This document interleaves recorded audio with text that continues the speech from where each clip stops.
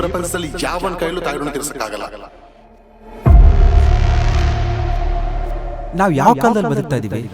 ಸತ್ತವರನ್ನ ಬದುಕಿಸುವಂತ ಮಿಷಿನ್ ಕಂಡಿಡಿದಾರೆ ಬ್ರೋ.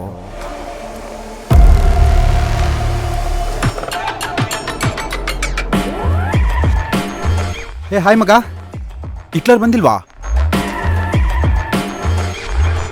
ರಿಪೋರ್ಟ್ನ ಮೇಲ್ ಮಾಡಿದ್ದೆ. Did you check that? Yes sir. ನಾವು ಮದ್ವೆ ಆಗ್ಬಿಡೋಣ. ನಮ್ಮ ಲವ್ಗೆ ದೇವ್ರನೇ ನಮ್ಮಮ್ಮ ಒಪ್ಕೊಳ್ಳಲ್ಲ. ಅಮ್ಮ ಸಾರಿ.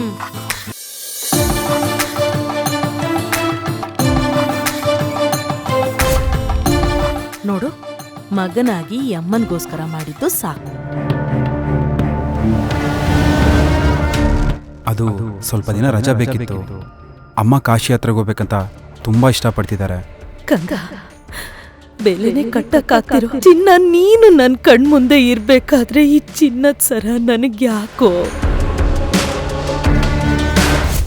ಇನ್ನೇನ್ ಮಾಡಿದ್ರೆ ಋಣ ತೀರಿಸ್ಬೋದು?